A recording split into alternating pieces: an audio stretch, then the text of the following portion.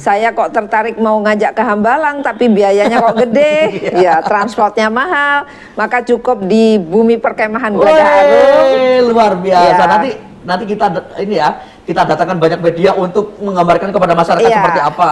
Jadi selama 2 hari lah paling tidak dilatih fisik dan mental dari batalion supaya mereka kuat dan mentalnya bagus, bahwa kita siap untuk melayani masyarakat. Oke, wah ini menarik Bunda.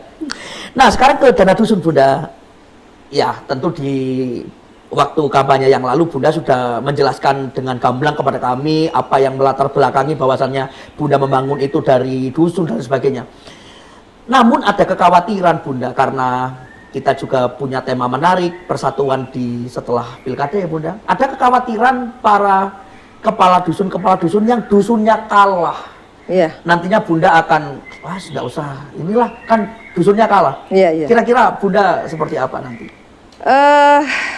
Jadi jauh sebelum ada penetapan maupun sebelum ada pelantikan, ketika tanggal 27 selesai perhitungan malam, 28 dan kita mengetahui bahwa amanah masyarakat yang diberikan kepada saya lebih unggul, begitu sebesar sekitar 14.200 suara, maka itu juga menjadi kekhawatiran saya bahwa perpecahan ini akan berlangsung lama. Oleh karena itu saya kemudian datang silaturahim ke Cak Torik, ya dalam rangka adalah bahwa kita harus berkomitmen bahwa masyarakat sudah selesai pilkada, semuanya sudah selesai, pertikaian atau perdebatan politik sudah selesai, konflik yang terjadi di masyarakat juga sudah selesai.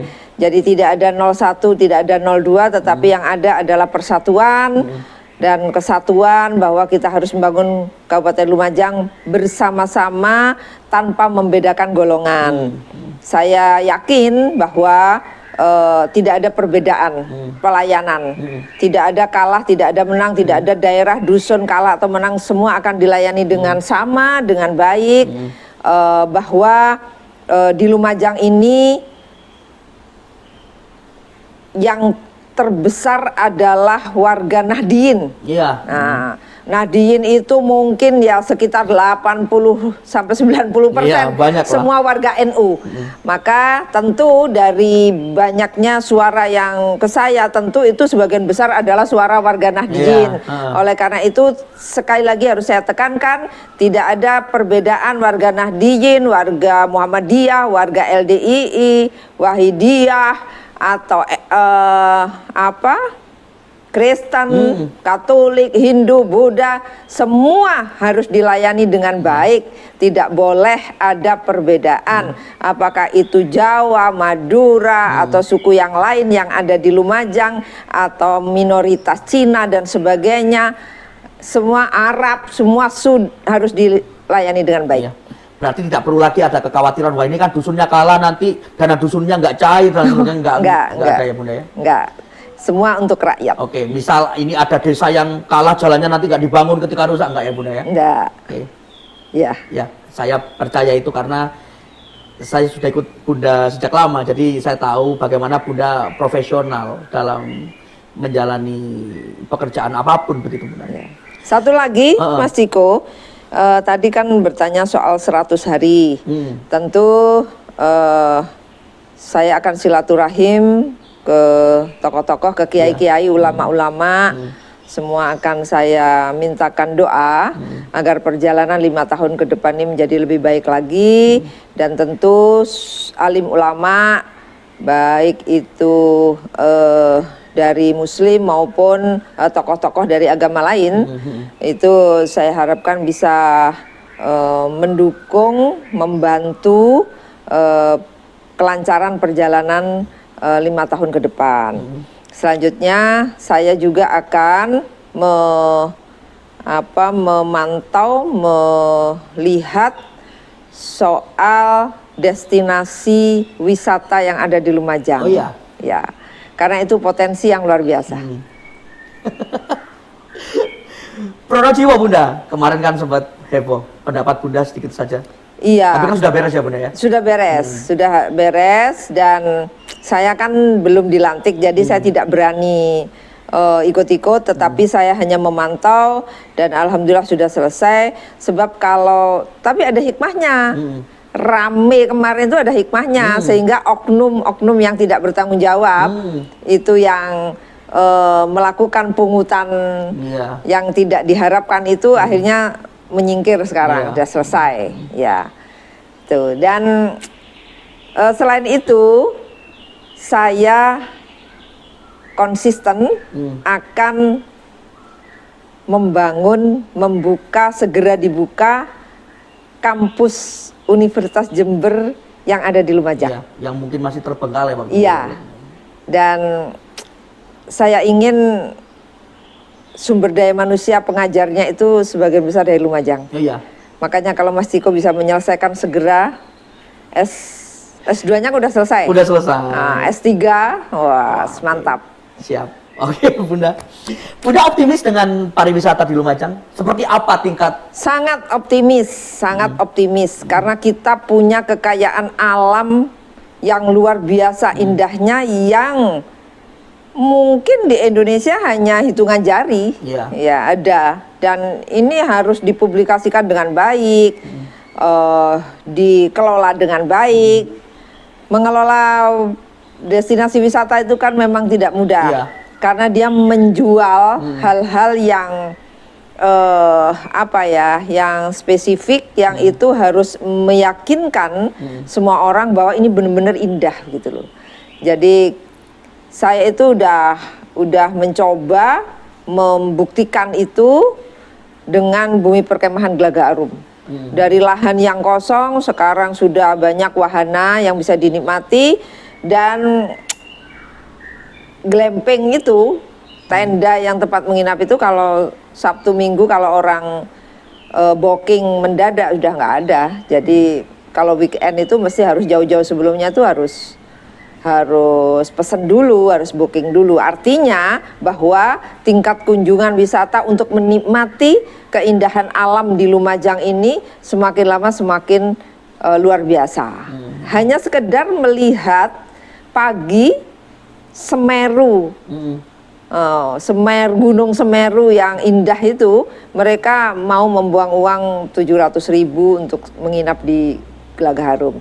Dan saya ingin wisata-wisata yang lain, meskipun itu bukan asetnya pemerintah, tapi pemerintah harus bisa mengendalikan itu supaya Pok Darwis itu bisa menjaga keberlangsungan, bahkan meningkatkan kunjungan, karena terjaga dengan baik seluruh pelayanan maupun tiketnya.